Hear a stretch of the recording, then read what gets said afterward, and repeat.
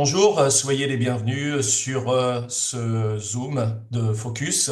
On est heureux de recevoir plusieurs intervenants à l'occasion de ce Zoom. Euh, Nous avons Paul Wells qui est avec nous, Eric Kayayant et Samuel Foucachon. Le thème de ce Zoom, c'est le message de Noël est-il encore pertinent dans le monde actuel?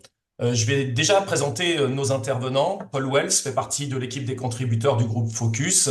Il est professeur émérite de la faculté Jean Calvin d'Aix-en-Provence. Il est le fondateur de la revue internationale Uniocum Christo. Après avoir travaillé en France en tant qu'enseignant en théologie pendant 40 ans, il s'est retiré en Angleterre en 2012 et vit actuellement sur Liverpool. Il a publié de nombreux ouvrages en français, dont une nouvelle traduction de l'Institution de la religion chrétienne de Jean Calvin, et plus récemment, une théologie systématique en 2 volumes que je vous recommande, La grâce étonnante de Dieu, une théologie biblique et systématique de l'Alliance. Nous avons aussi donc Eric Kayayant, qui fait partie de l'équipe des contributeurs du groupe Focus. Il est marié à Olga, il a 2 enfants, Victor et Juliette. Il est l'auteur d'une thèse de maîtrise en français intitulée La pensée cognitive du langage figuré dans le texte français de l'Institution de la religion chrétienne de Jean Calvin. Il a publié certain nombre d'articles sur le réformateur français Jean Calvin dans des revues universitaires en France et à l'étranger. Il est membre du comité d'organisation du Congrès international quadriennal de recherche sur Calvin. Après avoir été pasteur des églises réformées en Afrique du Sud, il coordonne depuis la France les activités de foi et vie réformée, une association dont l'objet est la promotion et la diffusion, en priorité en France, mais aussi dans tout le monde francophone, de la foi, la pensée et la vision du monde réformé, comprise dans le cadre historique et confessionnel des textes symboliques de la réforme du XVIe siècle. Il est notamment l'auteur de plusieurs ouvrages, Rendre compte de l'espérance, En esprit et en vérité, 30 méditations pour s'approcher de Dieu au travers du Christ, mais aussi de Philippe Mornay, un huguenot au service du bien commun, portrait par les textes. Et puis enfin, nous avons aussi la joie d'accueillir Samuel Foucachon. Il est le pasteur fondateur de la chapelle de Nesle, église réformée évangélique de Paris 6e, quartier où la première église réformée a été dressée, donc en 1555. C'est pas hier. Il est marié avec Carole, il est père de 3 enfants et grand-père de 3 petites filles. Il a fait ses études en théologie à la faculté Jean Calvin, puis a poursuivi un cursus complémentaire à la Reformed Theological Seminary à Charlotte, en Caroline du Nord, aux États-Unis. Eric? Alors, il me revient le privilège de présenter Xavier Lavie, qui est notre modérateur et l'initiateur aussi de ce Zoom aujourd'hui. Xavier est l'administrateur principal et le modérateur donc du groupe Focus. Il est marié à Sophie. Il est père de 2 enfants et grand-père de 4 petites filles.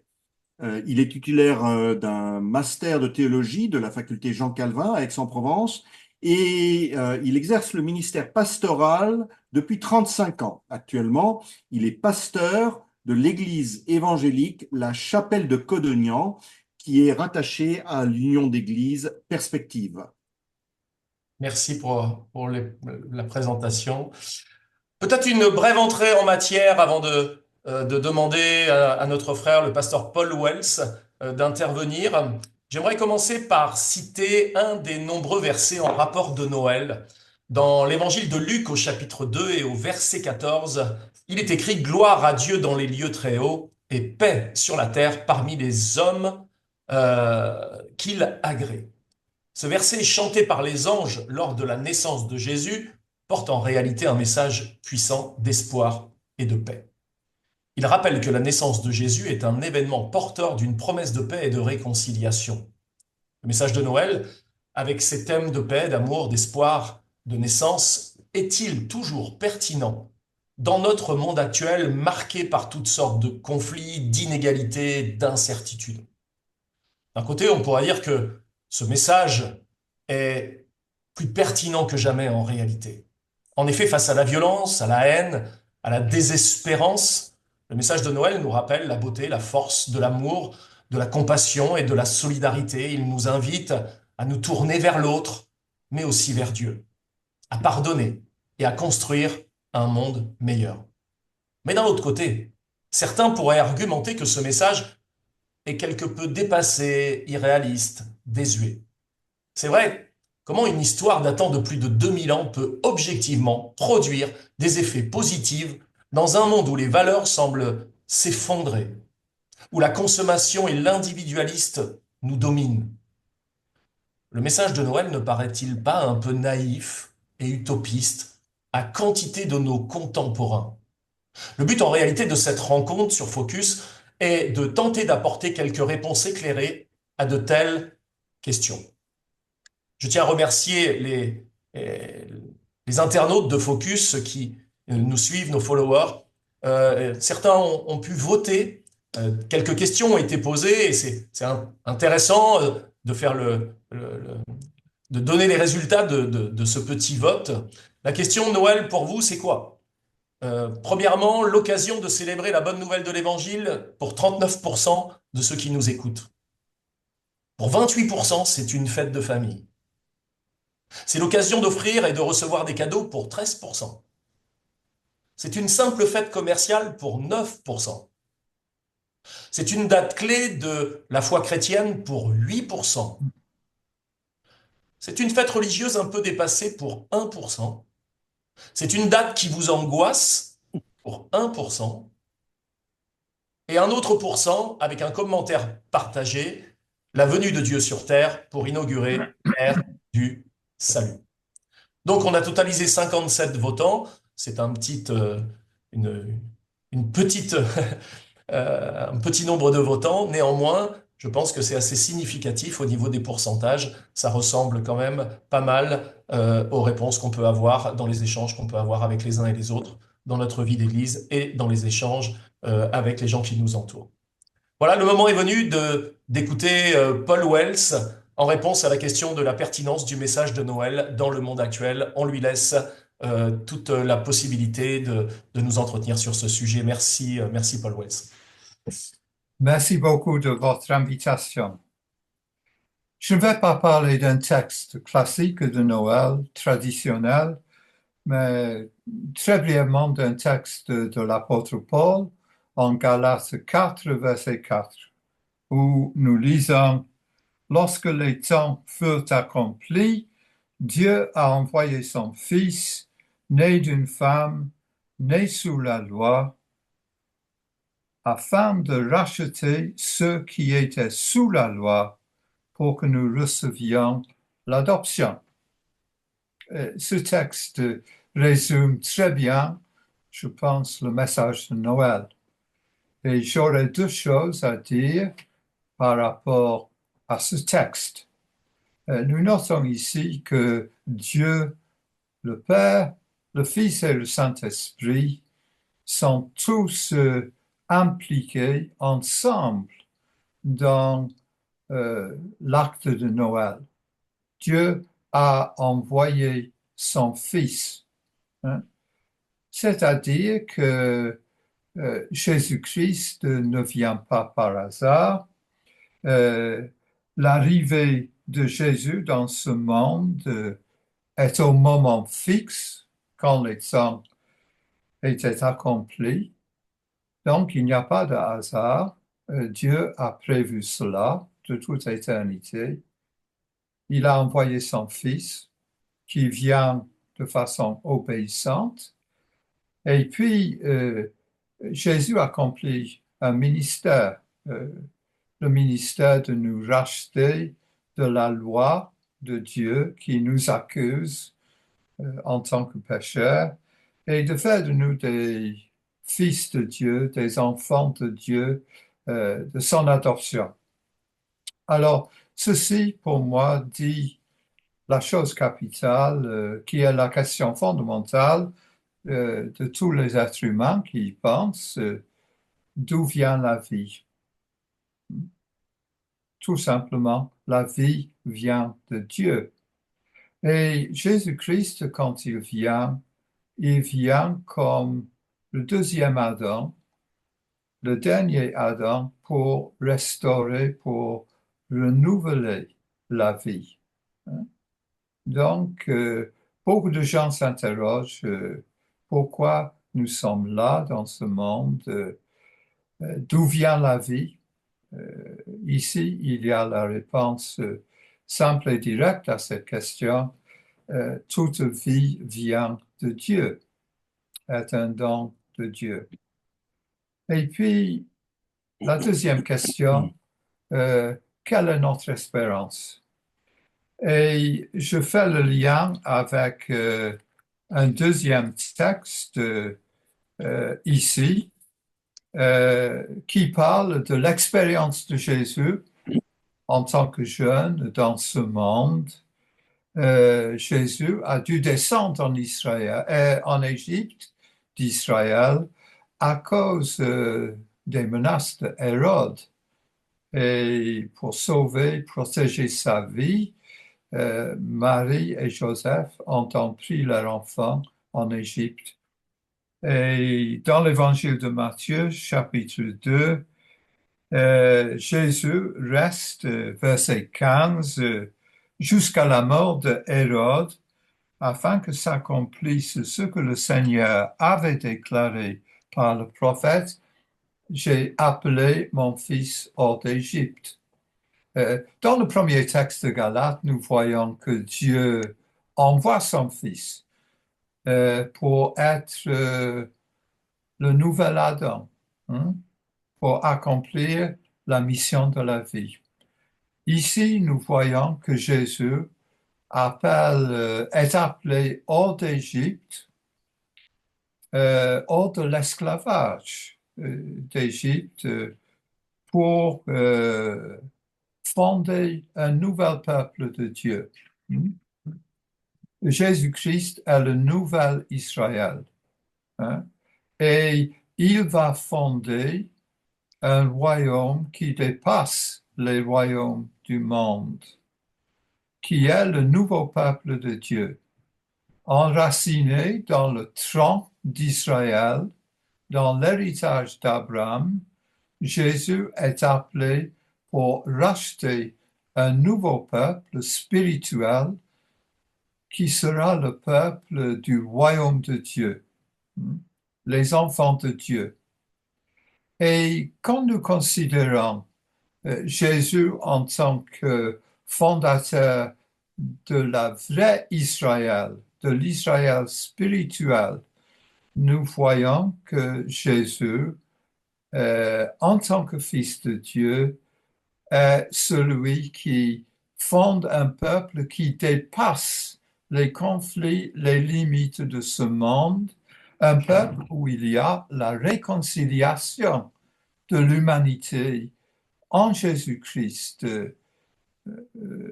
parce que nous devenons dans son royaume des enfants de Dieu le Père, rachetés par le Fils.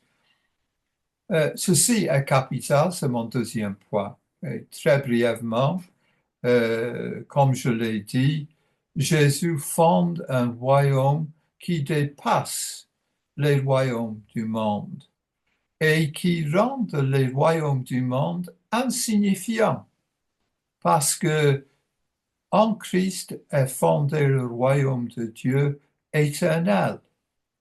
L'espérance de l'homme, c'est la vie éternelle. Et Jésus-Christ nous introduit, en nous introduisant dans son royaume, le nouvel Israël, la vraie Israël, dans un royaume éternel, le royaume de la vie réelle. Alors, pour résumer, la vie était perdue en Adam, et en Christ, la vie est restaurée dans ceux qui entrent dans le royaume de Dieu pour devenir enfants de Dieu avec une espérance qui dépasse toutes les autres espérances. Alors, à l'heure actuelle, pour terminer, il y a beaucoup de conflits autour d'Israël aujourd'hui dans notre monde. Mais le vrai Israël est le royaume de Dieu en Jésus-Christ. C'est cela la réalité éternelle de Dieu.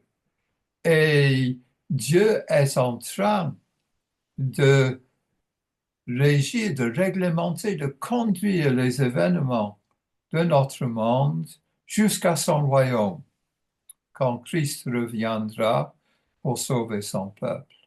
Alors, dans un sens, la venue de Jésus-Christ rend de la vie humaine euh, peu de choses, parce que l'espérance est ailleurs.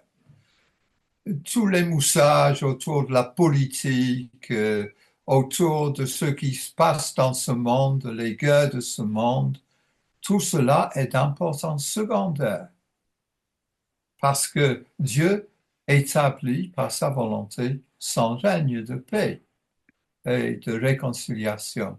Et cela, notre espérance ultime, qui sera manifestée quand Christ reviendra. Et c'est cela que Noël signifie pour moi, la venue de Christ dans ce monde et la promesse d'un monde nouveau qui se réalisera quand il sera un jour de retour. Peut-être que nous ne le verrons pas de notre vivant. Nous ne le savons pas. C'est peut-être pour la semaine prochaine. C'est peut-être pour dans 50 ans, mais nous ne le savons pas.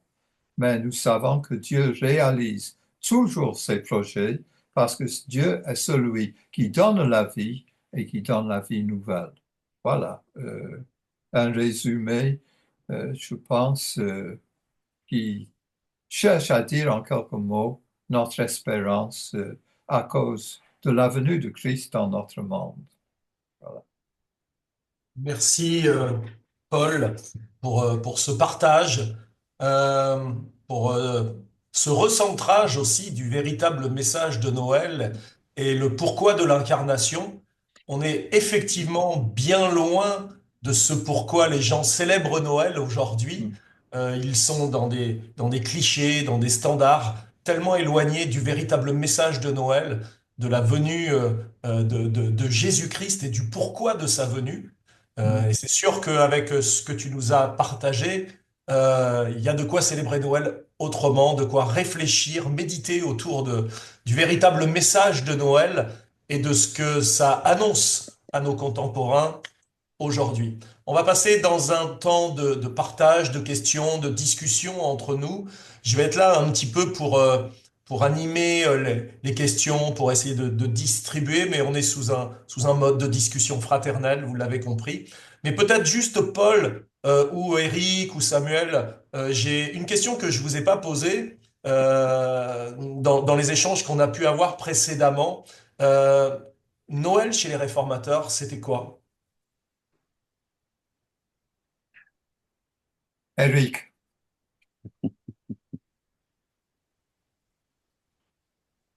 En ce qui concerne la réforme à Genève et chez Calvin, on a beaucoup dit que pour éviter toutes sortes de manifestations qui penchaient peut-être vers des traditions où un vieux fond de paganisme était trop présent, on avait supprimé la mention même de Noël et qu'il n'y avait pas il n'y avait pas rien de spécial en quelque sorte, il n'y avait pas de célébration. Il y a eu il faut reconnaître qu'il y a eu un mouvement un peu de retrait par rapport à certaines traditions médiévales, mais nous trouvons aussi que lorsqu'on on regarde les sermons qui ont été prêchés par Calvin notamment aux alentours de Noël, il y a des sermons qui sont axés sur les textes des évangiles qui traitent spécifiquement de la naissance du Christ. mm. Donc, une appréciation à la fois réaliste. Il faut toujours tenir compte qu'il y a 5 siècles, sur le plan historique, il y a eu un certain nombre de tensions aussi, et qu'il y a eu des retraits qui étaient peut-être nécessaires à l'époque, mais il ne faut pas non plus exagérer la portée de ces retraits, puisque on prêchait bien sur Luc ou sur Luc Oui. chapitre 2 ou sur Matthieu euh, au moment de Noël. Oui, je pense qu'il faut indiquer que Calvin a prêché une série de prédication remarquable, sermon sur la nativité de Jésus-Christ à partir de l'évangile de Luc. Et si on regarde du côté de chez Luther, c'est de Martin Luther que nous avons hérité certains des cantiques que nous chantons à Noël. Je pense que la distanciation des réformateurs par rapport à Noël, c'est parce que dans l'Église, avant la Réforme, Noël était lié, comme certaines autres célébrations, avec le paganisme du monde à l'époque. Et la combinaison de Noël avec les fêtes païennes de la lumière, par exemple, a fait prendre quelques distances par rapport à cela. Est-ce que ça a encore du sens aujourd'hui de maintenir une forme de distanciation? Ce sont des débats sur, euh, sur Facebook, sur les réseaux sociaux, où les chrétiens se reprochent les uns les autres de célébrer Noël justement en rapport avec les fêtes païennes, etc. Est-ce qu'il aurait fallu décaler Noël, le mettre à une autre date pour pas juxtaposer avec ces dates qui semble créer des dissensions au sein du monde chrétien, au sein du monde large chrétien. Est-ce que ça a encore du sens de célébrer Noël le 24 et 25 décembre? Alors, si je peux m'aventurer, enfin m'aventurer en tout cas, faire une très courte remarque, euh, nous ne célébrons pas l'anniversaire de Jésus à Noël. Comme nous l'avons entendu dans la bouche de Paul, nous célébrons le miracle de l'incarnation, de la venue du Fils éternel dans une chair similaire à la nôtre pour notre salut.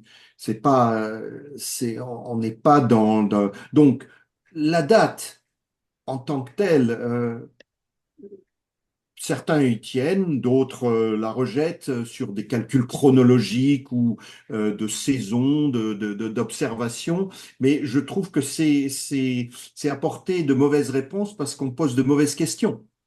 Que célébrons-nous exactement? À partir de là, certaines choses deviennent secondaires. C'est sans doute pour nous plus une célébration sous la forme d'une annonce, d'une information que nous faisons à nos contemporains de la réalité de Noël et le faire sur ces dates-là, c'est plus peut-être dans le cadre d'une pertinence puisque bah, on rejoint tous ceux qui le feraient avec peut-être des mauvaises raisons, en tout cas pas les raisons qui sont historiques. Est-ce que c'est pas justement une date importante pour nous, pour faire retentir le véritable message de Noël au sein d'une société qui en a tellement besoin? On va passer dans un temps de questions un peu, notamment sur la signification théologique de Noël. Moi, c'est quelque chose qui m'intéresse beaucoup. Comment la naissance de Jésus continue-t-elle d'être pertinente pour les chrétiens aujourd'hui? Et un événement qui a eu lieu il y a 2000 ans, un petit bébé qui vient de naître, en quoi cette naissance de Jésus est toujours pertinente euh, pour nos contemporains aujourd'hui? Éric, peut-être? Merci.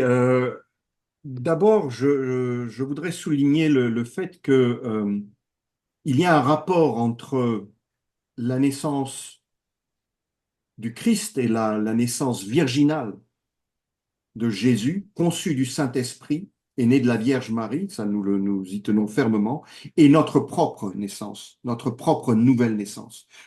C'est là qu'est le lien.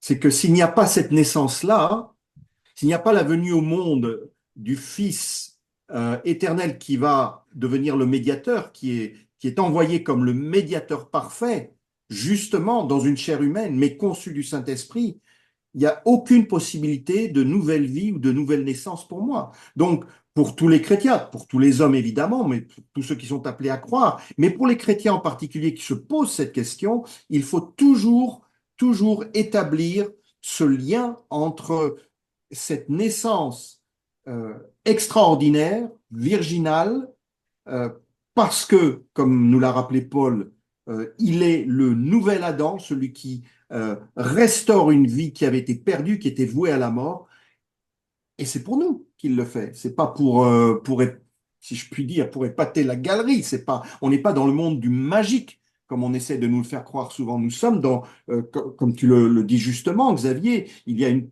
profonde signification théologique. Et c'est une signification, si j'ose utiliser le terme, de sotériologique, c'est-à-dire qu'elle concerne notre salut au premier plan. Le Voilà où est le message de lien, Noël est un message de salut. évidemment. Et je voudrais simplement ajouter que le prologue de Jean, de l'évangile de Jean, nous parle de Noël. De même que Galates 4, verset 4 nous en parle. Quand nous lisons dans le prologue de Jean au verset 12 du premier chapitre, mais à tous ceux qui l'ont reçu, la parole, elle a donné le pouvoir de devenir enfants de Dieu, à ceux qui croient en son nom et qui sont nés, écoutez bien, qui sont nés non du sang, ni de la volonté de la chair, ni de la volonté de l'homme, mais de Dieu.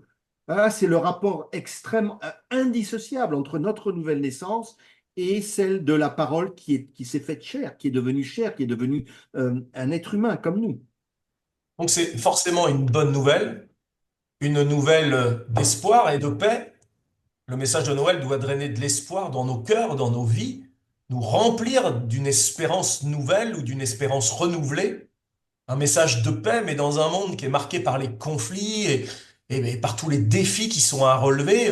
Comment on peut communiquer ce beau message à nos contemporains? Comment l'appliquer à notre monde actuel? Paul, peut-être?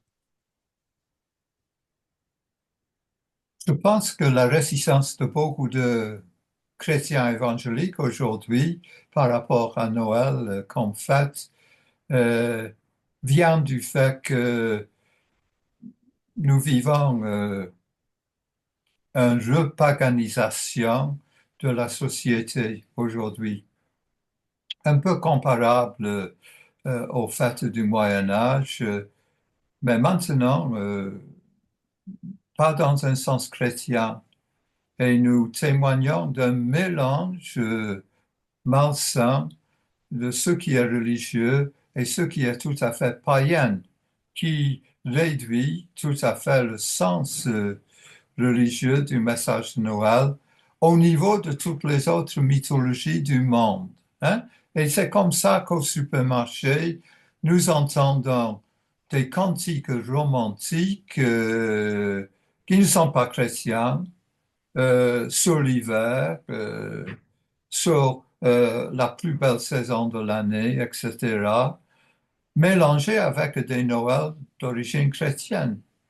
Et donc une confusion du séculier et de ce qui est éternel, en quelque sorte.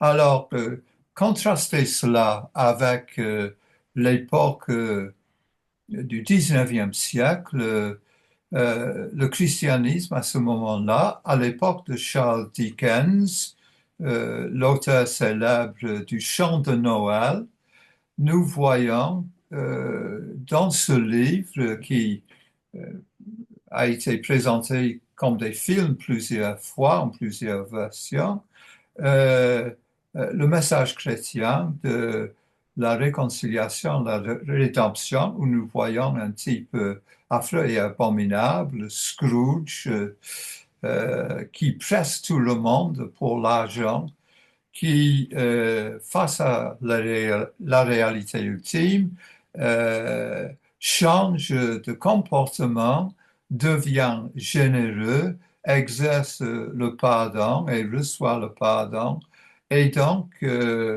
un message de réconciliation et d'espérance. Et là, nous voyons l'influence de la culture chrétienne au XIXe siècle sur Dickens, qui présente dans son chant de Noël une version chrétienne de cette espérance. Et beaucoup de nos traditions aujourd'hui, dans nos églises, le chant des cantiques de Noël, etc., le fait d'offrir des cadeaux, etc., viennent de cette époque-là.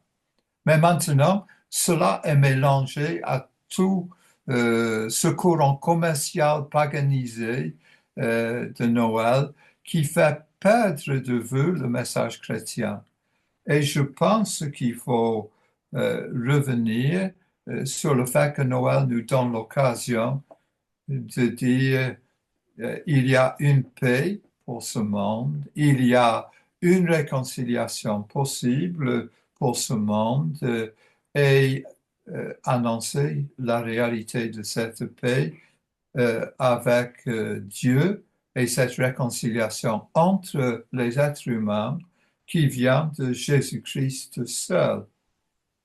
Et je pense que nous pouvons utiliser cette occasion pour dire ces vérités principales, en nous coupant de toutes les pseudo-fêtes romantiques qui se passent autour de nous, euh, en donnant un message qui a un peu de substance et de réalité pour la vie des gens. Mais je note que Samuel, qui est notre grand praticien ici, pasteur à Paris, n'a pas eu l'occasion d'intervenir et il a sans doute beaucoup de choses à dire à ce sujet. Samuel, si tu veux intervenir. Oh, ça va venir, je crois, plus tard, euh, mais merci pour l'occasion ici de participer. Je pense justement que par rapport à un contexte, un climat très contemporain, même si c'est un climat qui est assez universel dans l'histoire de l'humanité depuis la chute du Jardin d'Éden, je pense qu'un sens un des sens de Noël qui peut être donné comme une véritable alternative de ce qui se fait aujourd'hui, mais en lien avec ce qui a été dit et entre autres avec la notion de ce nouvel Adam et de ce nouvel Israël ici, je pense ce moment où Jésus reprend ses disciples. Alors on est proche de la Passion, mais c'est très intéressant. Au moment où Jésus reprend ses disciples par rapport à ceux qui veulent occuper la place de droite et de gauche sur le trône céleste plus tard.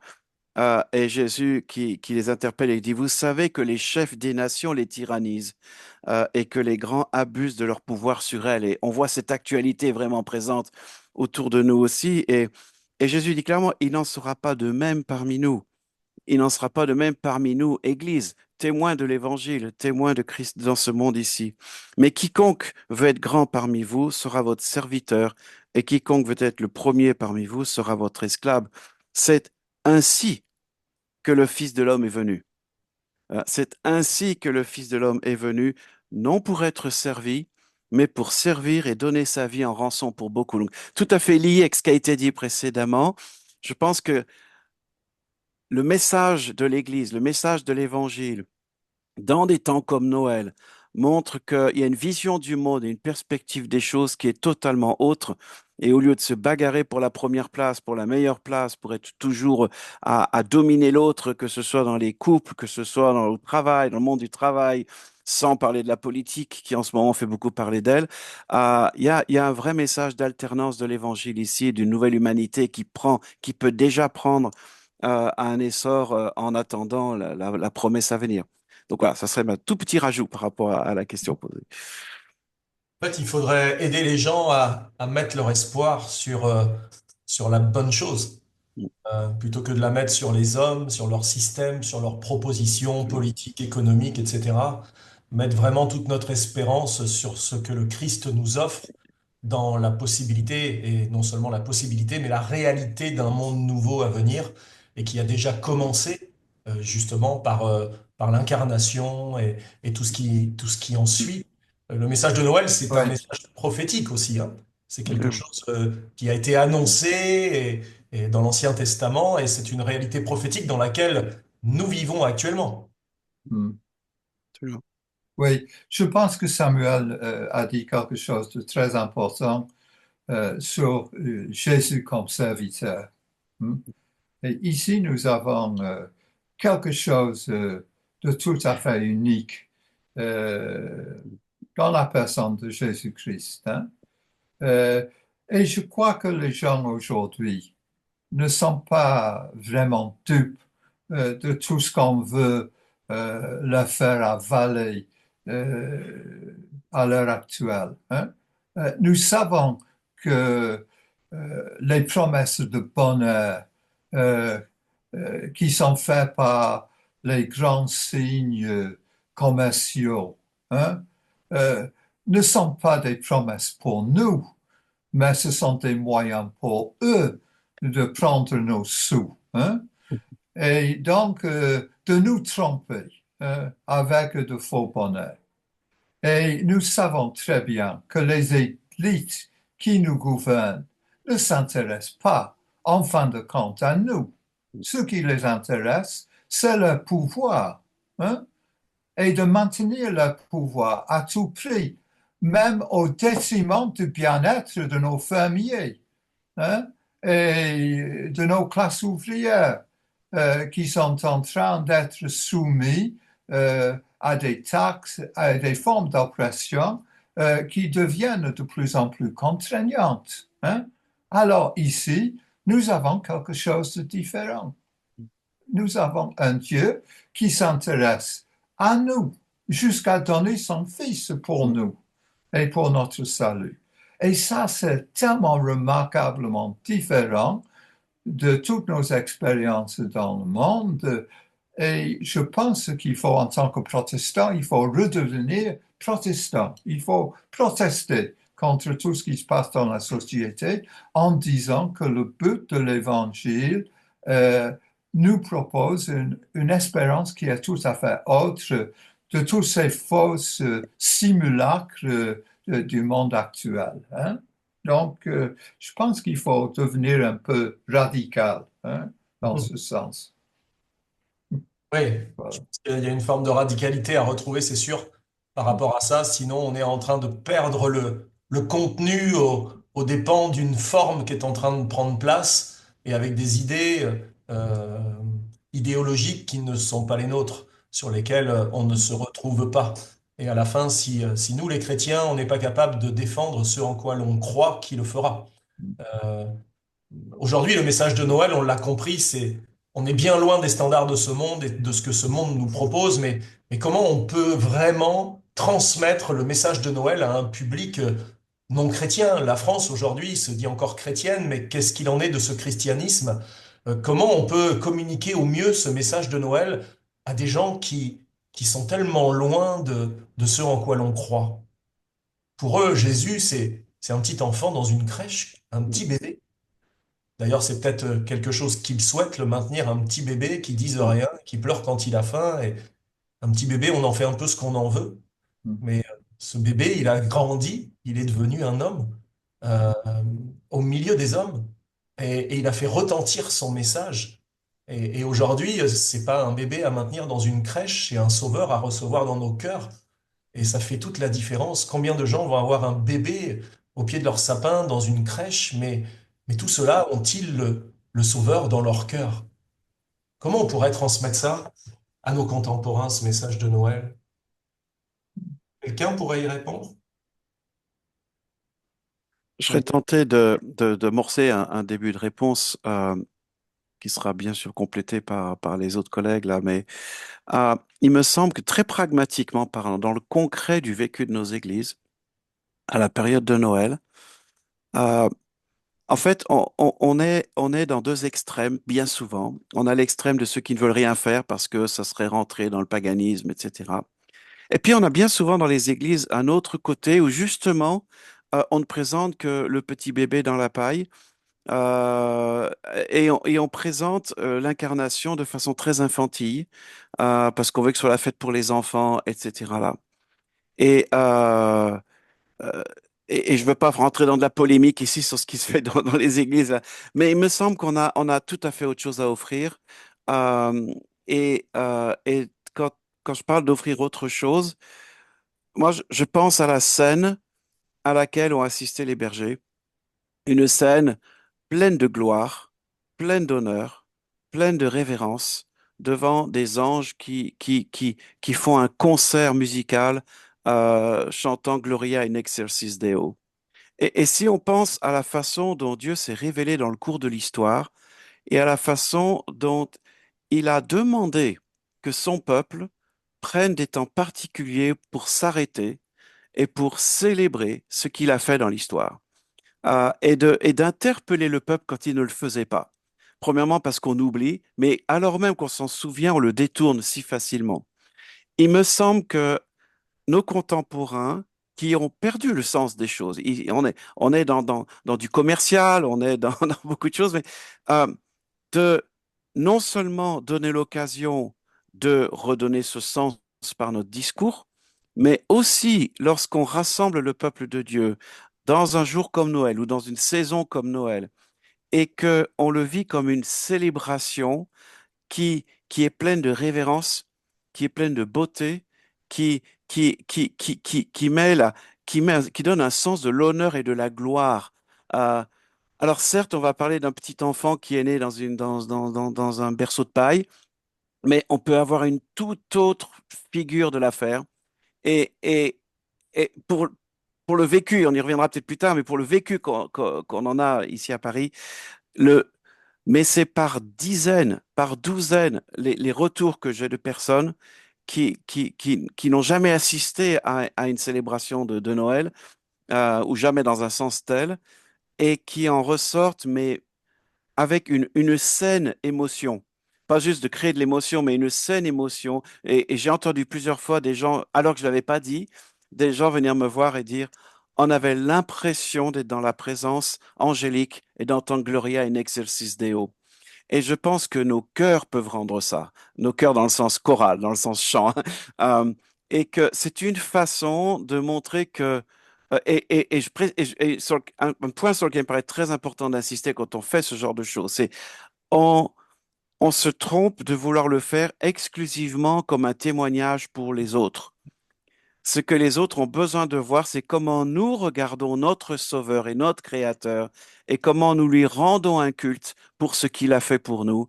Et en le faisant, en lui rendant un hommage, comme les mages l'ont fait, en lui donnant toute la gloire, alors tous ceux qu'on a pu inviter pour cette célébration vont voir qu'il y a un message et qu'il y a aussi une incarnation de ce message dans le peuple qui est en train de le faire. Je pense que c'est une première piste que je donne ici, mais une piste qui peut montrer à quel point quand on redonne le sens des choses, mais qu'on l'incarne dans les formes qu'on donne et dans le vécu de ce que l'on a, en le faisant comme un temps de première importance, et de première importance parce que extrêmement lié au temps de Pâques également, eh bien, on peut véhiculer un message extrêmement fort à nos contemporains qui ont perdu tout ça. Pardon. Une piste. Est-ce que c'est donc un moyen aussi, peut-être, de rejoindre tous ceux qui célèbrent Noël aujourd'hui? Euh, dans notre société occidentale, on voit que des musulmans célèbrent Noël, des bouddhistes célèbrent Noël, des païens, des gens complètement athées vont célébrer Noël. Les bouddhistes, je vous dis, même les juifs aujourd'hui, certains vont célébrer Noël ou défendre l'esprit de Noël, comme certains disent. Euh, Est-ce que c'est pas un moyen de rejoindre toutes ces personnes-là pendant cette période? Alors qu'ils célèbrent une fête dont ils sont tellement éloignés dans le sens profond. Je pense que c'est en tout cas une occasion de le faire. Une occasion, parce que souvent, il y a des fêtes à droite, à gauche, il y a des occasions de fêter, de dire, on vous invite à venir entendre ce que nous croyons être le fondamental de ce temps de Noël. Et ça peut ouvrir des très belles discussions, des très beaux échanges. Je crois que c'est un élément. Ouais. Donc l'Église a tout intérêt à reposer Noël sur ses véritables fondements. Moi, je dirais oui.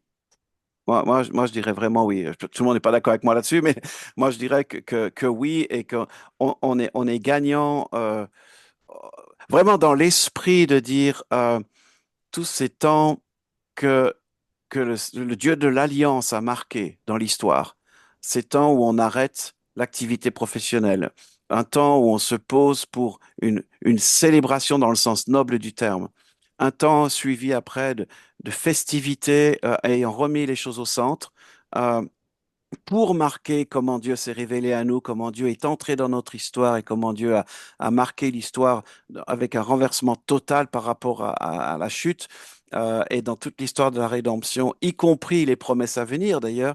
Moi, je pense que c'est une belle occasion de montrer que oui, on est aussi de celles et de ceux qui voulons fêter l'événement, mais pas juste pour une fête dont la fête est la fin en soi. La fête n'est pas la fin en soi. la fin en soi, c'est celui qui est la source de cette fête, et donc de redonner tout son sens aux choses. Euh, Moi, je peux témoigner de combien de vies sont touchées en faisant ça et de voir que ce n'est pas de le faire parce que les autres le font et d'y mettre le message de l'évangile. On le fait parce que eux le font en ayant perdu le sens de l'évangile et que on fait on reballe, on recentre les choses et on doit être très très attentif à ne pas en- à ne pas sombrer comme je crois Calvin le craignait à Genève, de ne pas sombrer dans de l'idolâtrie, de ne pas sombrer dans dire on veut absolument faire les choses grandioses ou je ne sais quoi là, c'est un piège, mais de rester extrêmement sensible au pourquoi de la chose et encore une fois de le centrer sur une louange au Seigneur pour le fait que, ah mince, il nous a donné son Fils et il nous a donné son Fils en le faisant mettre, en le faisant même venir au monde dans des circonstances que presque personne parmi nous n'accepterait pour ses propres enfants et de montrer une humilité inouïe alors qu'il est le roi des rois, le Seigneur des seigneurs, et alors que toute sa vie va être une vie où il se donne pour nous racheter, comme ça a été dit tout ça, et pour nous mener à lui, ça mérite une grande célébration, de penser qu'il a fait ça. Alors, la date, c'est pas l'enjeu. Il y a des dates qui sont des enjeux. Pâques, c'est clairement une date posée. Pentecôte, c'est une date posée dans l'histoire.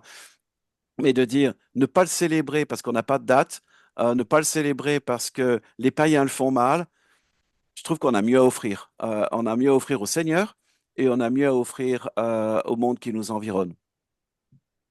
Le monde contemporain nous a dépossédé un peu du véritable message de Noël. Alors, l'enjeu, ce serait plutôt que de rejoindre le monde dans sa célébration de Noël, inviter le monde à venir célébrer le véritable message de Noël dans nos églises, recentrer Noël, reposer Noël sur ses bases et le communiquer le plus largement possible. C'est d'une pertinence folle dans le monde enténébré dans lequel on dit la véritable lumière, c'est pas celle qui clignote dans un sapin. La véritable lumière, c'est le Seigneur Jésus. Il est la lumière du monde, lumière pour éclairer les nations. Et si à Noël, ça éclaire pas dans nos églises, comment pouvons-nous témoigner d'une véritable lumière qui est venue dans nos cœurs? Alors Noël, c'est peut-être aussi un moment de partage et de solidarité, d'ouverture vers l'autre. C'est quand même le don de Dieu, le don du Fils de Dieu aux hommes. C'est un magnifique cadeau. Noël, on va se faire des cadeaux les uns les autres. Chacun va dans le magasin et essaye d'avoir le cadeau qui correspond le mieux à l'autre. Mais est-ce que le plus beau cadeau de Noël, c'est pas celui que Dieu nous a fait? Euh, Dieu a donné son Fils, quoi. C'est quelque chose d'inimaginable, d'incommensurable. Comment on peut partager, nous, maintenant, avec ce cadeau-là que nous avons reçu en tant que chrétiens, euh, d'une manière solidaire à tous ceux qui ne croient pas en Dieu, à tous ceux qui nous environnent. Comment on peut concrétiser ça? Est-ce que c'est l'occasion d'offrir la Bible, d'inviter à notre table, d'ouvrir nos cœurs, d'aller vers les nécessiteux? Même si c'est pas qu'à cette date-là, mais ça tombe bien, si Noël c'est l'hiver, l'hiver quand on est dans la rue c'est compliqué. Est-ce que c'est pas des moments pour aller rejoindre certaines personnes dans leur isolement, dans leur exclusion? Noël est un formidable message d'inclusion. Dieu nous aime.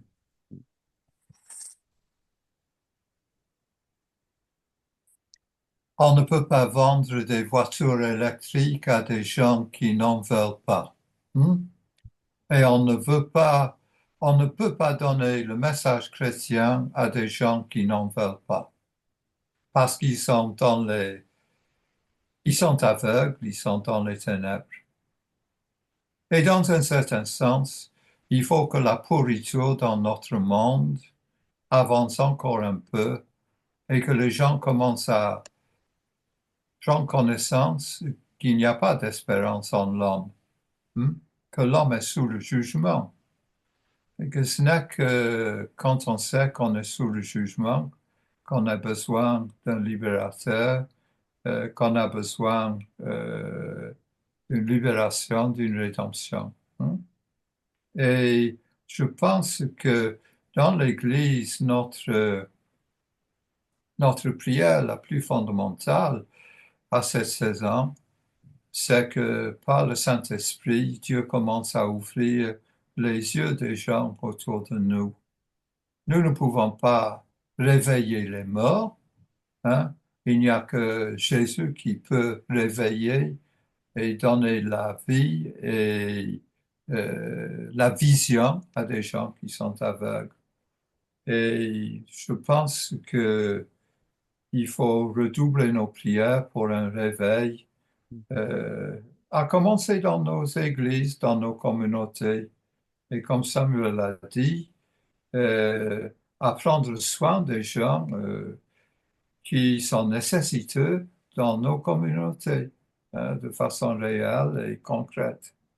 Pour donner un exemple, de la compassion de Jésus-Christ pour les gens qui sont dans le besoin. Voilà. Si je peux revenir sur la question qui a consisté à demander pourquoi l'Église euh, doit, euh, ne doit pas oublier, au contraire, cet événement de la révélation finale de Dieu dans les derniers temps, nous dit l'auteur de l'Épître aux Hébreux, dans ces temps qui sont les derniers, Dieu nous a parlé par le Fils.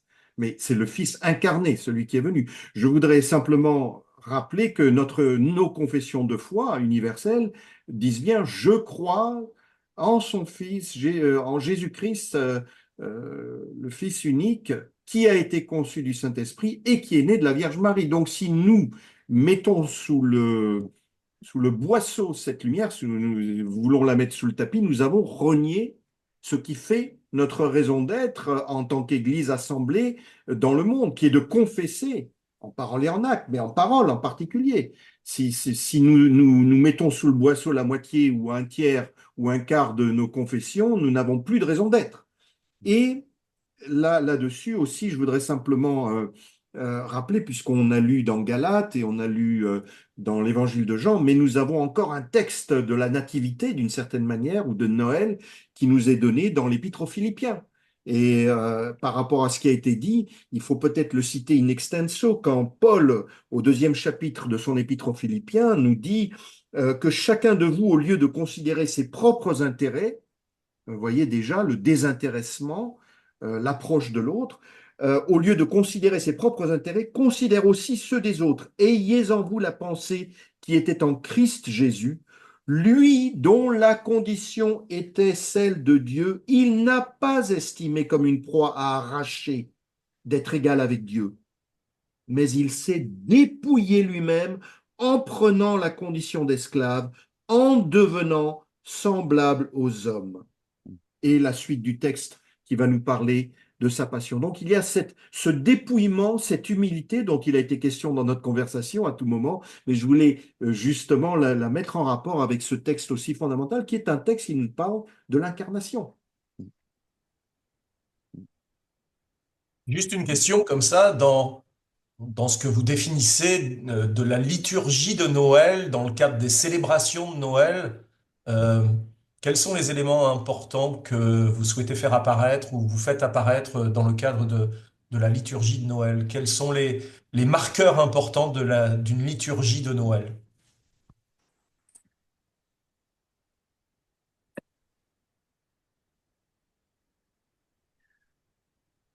Bonne question. Euh, le- je mettrais une petite différence, mais qui est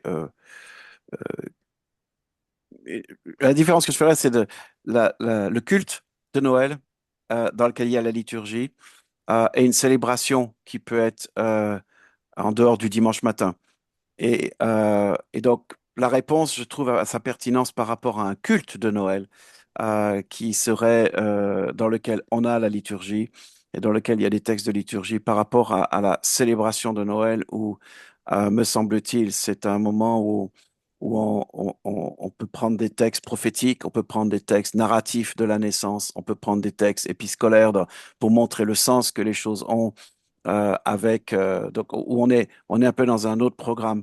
Mais ceci étant, dans une liturgie, et j'y réponds avec plus de, comment dire, de prudence parce que dans la situation qui est la nôtre et dans l'expérience que j'ai eue jusque-là en situation d'implantation d'église et en centre urbain, à mon grand désarroi, le jour même de Noël, les citadins sont tous partis. Donc, on ne peut pas faire un culte le jour même de Noël, ce qui me désole beaucoup. J'aimerais tellement pouvoir le faire, mais il n'y a plus personne. Donc, tous les cultes que nous faisons sont les cultes de l'Avent. Et dans le cadre de l'Avent, bon, on met l'accent sur la prophétie et sur l'annonce qui est donnée ici. Et donc, j'ai pas plus que cela à ce stade mûri et réfléchi à une liturgie en tant que telle d'un jour comme Noël, puisque je suis pas amené à le faire. Donc, je suis un côté pragmatique ici, mais c'est une super bonne question à développer. Mais ma réponse, elle serait là dans une distinction. Il me semble en tout cas que, comme toute liturgie qui doit se respecter, on doit se rappeler qui est Dieu et ce qu'il a fait. Et donc, revenir sur son initiative à lui et comment il appelle son peuple à y répondre en observant ce qu'il a fait pour nous, comme quand Dieu dit, je suis le Dieu qui t'ai fait sortir du pays d'Égypte, on pourrait dire, je suis le Dieu qui suis venu à vous, qui est pris forme humaine, qui est pris chair pour, pour faire de vous une nouvelle humanité, le louer pour cela, réaliser à quel point notre idolâtrie nous écarte de ce don qui nous est fait et combien sa grâce est d'être toujours invité à y revenir, à trouver une restauration et nous placer à son écoute, à l'écoute du message de l'Évangile en vue des promesses qui sont concernant sa prochaine venue. Spontanément, j'ai envie de dire des éléments de liturgie qui seraient ceux-ci, mais je ne parle pas avec expérience ici dans le sens que, à mon grand drame, j'espère qu'un jour avant la fin de mon ministère, j'aurai l'occasion de le vivre pleinement un jour même de Noël, mais c'est ce qui me paraîtrait être des éléments de liturgie. Ouais, je partage ton avis sur cette question-là précise. En tant que pasteur d'église aujourd'hui, on lutte avec un autre centre d'intérêt des chrétiens et il est louable néanmoins ce centre d'intérêt qui est celui de la famille. Dans le sondage, ça apparaît. Si le plus fort pourcentage de 39%, c'est l'occasion de célébrer la bonne nouvelle de l'Évangile, le deuxième pourcentage qui est très élevé à 28%, c'est une fête de famille. Et à partir de là, c'est compliqué de rassembler le peuple de Dieu à l'occasion d'une fête qui est définie d'abord comme une fête de famille où les familles se retrouvent autour de la table pour quelque part festoyer et célébrer Noël. Alors on espère que dans nos familles chrétiennes, chez nos fidèles, il y a autour de la table de Noël eh bien des discussions, des partages qui se font et que c'est pas juste l'occasion de manger des mets un peu plus gras que d'habitude. Euh, mais c'est sûr qu'on a perdu la fête de Noël en milieu chrétien et de l'intérêt d'une fête familiale au sens de famille de Dieu. Et est-ce que l'idée, par exemple, je ne sais pas ce que vous en pensez, mais je sais que ça s'est fait à différents endroits, alors on l'appelle comme on veut, la semaine de la Passion ou la semaine sainte. Est-ce que on n'intervient pas dans les célébrations de Noël, bah, juste pour célébrer Noël, mais on en a oublié toute la semaine qui a précédé Noël et tout ce qui s'est passé? Alors peut-être d'autres composantes de la foi chrétienne, autres que les évangéliques, ont gardé peut-être ça au sein de leur pratique, mais est-ce que nous, les évangéliques, on n'a pas perdu tout ce qui fait la beauté de la progression de cette semaine sainte et de tous les messages que ça envoie? Oui, je crois que c'est le message de l'Avent. Enfin, les calendriers de l'Avent, originellement, c'était quand même de regarder un texte biblique chaque jour dans les 24 jours qui précèdent Noël. Moi, je me souviens enfant, alors, mais c'était pas, et c'est toujours pas vraiment une tradition française, mais mes parents importaient de milieux plutôt germaniques la bougie de l'Avent. Je dis bien la bougie de l'Avent et non pas les bougies de l'Avent. C'est qu'il y avait une bougie avec les numéros des jours qu'on brûlait jour après jour. Et chaque matin, on brûlait le petit centimètre de bougie avec une lecture biblique au petit déjeuner. Et parallèlement, on allumait les 4 bougies chaque semaine avant là. Mais c'est des petites choses qui font que, en effet, euh, dans certaines traditions, et donc plus germanique, je dirais. Hein. Je pense pas que la bougie de l'Avent en tant que telle se fasse beaucoup ailleurs. Mais c'est une tradition que je trouve très belle parce que justement, elle incite les familles à se retrouver chaque matin ou à un autre moment de la journée choisi. Nous, c'était le matin. On commençait tous la journée le matin avec ce petit moment où, autour de cette bougie, on lisait le texte biblique et on partait dans la journée. Et ça jusqu'au 24. Donc, un petit peu comme dans d'autres traditions, on a, comme tu as cité le carême, hein, on a le temps où on se prépare à Pâques. Euh, c'est une façon qu'on pourrait réintroduire dans nos églises, en tout cas encourager à faire. Cette année, nous, on a réédité un petit calendrier de l'Avent, dans le sens une lecture de chaque jour qu'on encourage l'ensemble des membres de l'église à lire. Comme ça, tout le monde le lit en même temps. Et ça nous mène à chaque jour nous préparer autant que possible en famille pour une lecture biblique qui nous mène en effet au moment où on célèbre la venue du Seigneur. On a besoin de peut-être de retrouver ces choses en effet dans nos églises, dans nos milieux. Remettre un peu de tradition. Euh, c'est ce que les évangéliques se sont peut-être efforcés d'effacer au fur et à mesure des siècles pour avoir une foi dépourvue de toute tradition, pour être au cœur du message. Mais à avoir balayé toute la tradition, on a perdu un paquet de repères et de choses qui nous raccrochent véritablement aux réalités spirituelles. La tradition, elle n'est pas diabolique dès l'instant qu'elle nous raccroche par le biais de symboles euh, aux choses divines. Je pense que, je ne sais pas si vous me confirmez, mais j'avais cette notion entre le symbole, c'est ce qui rattache à, et ce qui va lutter contre, ça va être le diabolos, c'est ce qui va nous séparer d'eux. Il ne faut pas que nos symboles deviennent des diabolos, mais que les symboles redeviennent de véritables symboles. Et la tradition a certainement des choses à nous apporter dans ce domaine. Tu veux rajouter quelque chose, Eric, sur ce sujet-là? Oh, juste une petite note historique qui intéressera peut-être les internautes qui vont nous regarder. La tradition du sapin de Noël n'est pas une tradition multiséculaire comme on le pense très souvent. En fait, c'est une princesse protestante, puisqu'on parle de ce qui nous vient d'outre-Rhin, qui s'appelait Hélène de Mecklembourg-Schwerin, qui a introduit en France, dans la bourgeoisie française, la tradition du sapin de Noël. Et tenez-vous bien, ça s'est fait dans l'espace d'une décade, entre 1837 et 1848. Alors pourquoi une princesse allemande? Tout simplement parce que c'était la bru, la belle-fille du roi Louis-Philippe d'Orléans, qui a été le dernier roi de France. Et donc, elle était l'épouse de son fils Ferdinand-Philippe d'Orléans, mais il est mort accidentellement. Elle serait devenue, peut-être, s'il n'y avait pas eu la révolution de 1848, elle serait peut-être un jour devenue reine de France, ou en tout cas, ça n'a pas été le cas, mais c'est une princesse luthérienne qui, il y a 150 ans, 170 ans, a introduit la tradition du sapin de Noël. Et c'est intéressant aussi parce que c'est une figure qui a tâché en France au XIXe siècle aussi de défendre l'identité protestante, elle qui était une étrangère, au moment où, dans un siècle où le protestantisme en France n'était pas véritablement accepté. Elle a fait beaucoup, mais évidemment, à la Révolution de 1848, avec sa famille, elle a dû s'exiler en Angleterre. Donc voilà, c'est juste une petite incise historique. Bah, peut-être que je peux rajouter, parce que j'avais un peu regardé concernant cette histoire du sapin de Noël à une certaine époque. Pour te rejoindre par rapport à l'origine germanique. On raconte qu'un moine évangélisateur allemand de la fin du 7e siècle, Saint Boniface, né en 680, voulait convaincre les druides germains des environs de Geismar, je pense que c'est la bonne prononciation, que le chêne n'était pas un arbre sacré. Alors il en fit abattre un, et en tombant, l'arbre écrasa tous ceux qui se trouvaient sur son passage, à l'exception d'un jeune sapin.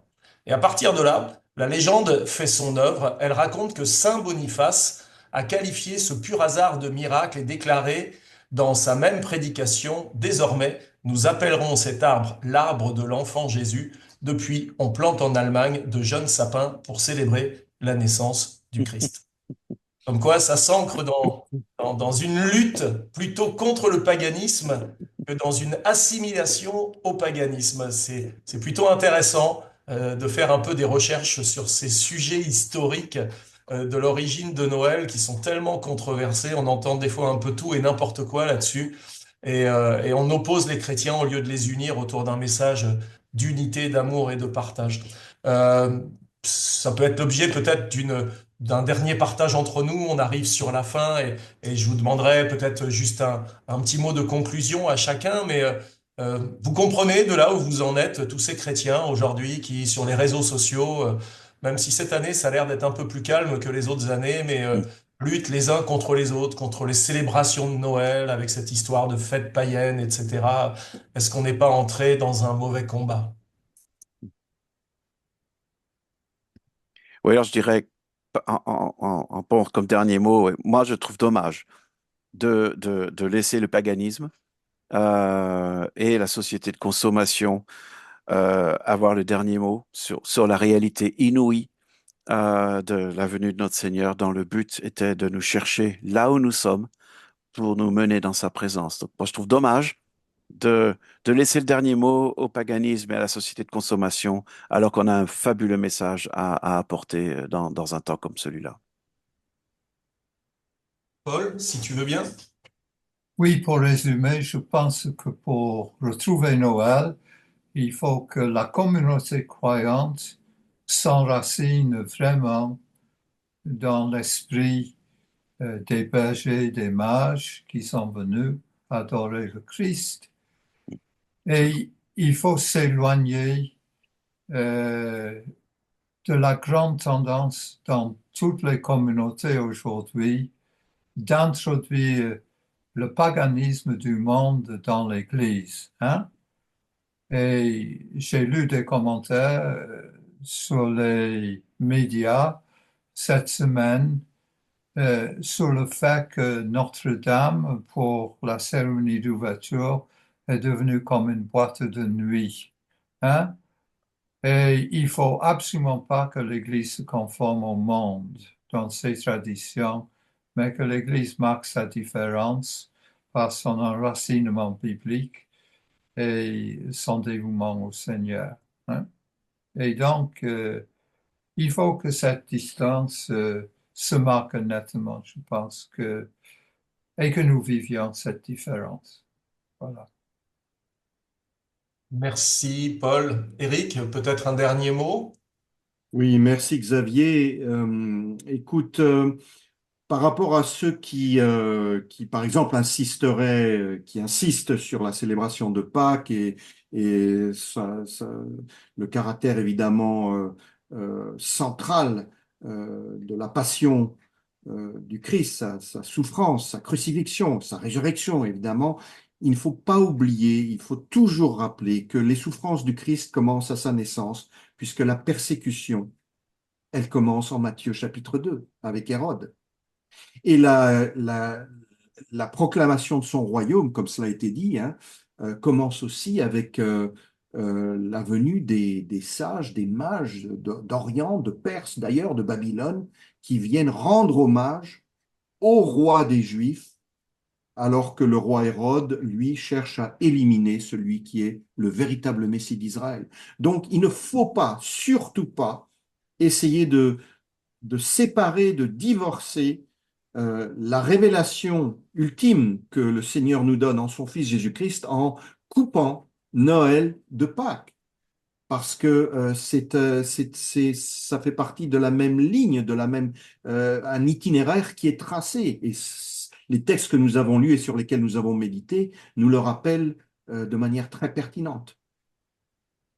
Merci pour vos interventions, pour la qualité de vos interventions. Si on parlait avec Samuel tout à l'heure de préparer le message de Noël, Eric vient de nous inviter à suivre le Christ dans sa vie et dans son ministère depuis sa naissance jusqu'à la croix et sa résurrection. Ô combien la vie du Christ est pour nous, évidemment qui sommes chrétiens, d'un intérêt capital et premier, mais ô combien nous devons peut-être, à cette époque des fêtes de Noël, relire avec, avec une certaine forme de naïveté, sans y mettre de l'incrédulité, c'est-à-dire se mettre en position de recevoir toujours ce que le Seigneur a à nous donner à chaque fois que nous ouvrons la parole et que nous venons à la rencontre du Verbe incarné. Dieu s'est fait homme, c'est sans doute la plus belle des choses que le monde ait pu connaître. Noël, c'est le plus grand événement de l'histoire des hommes.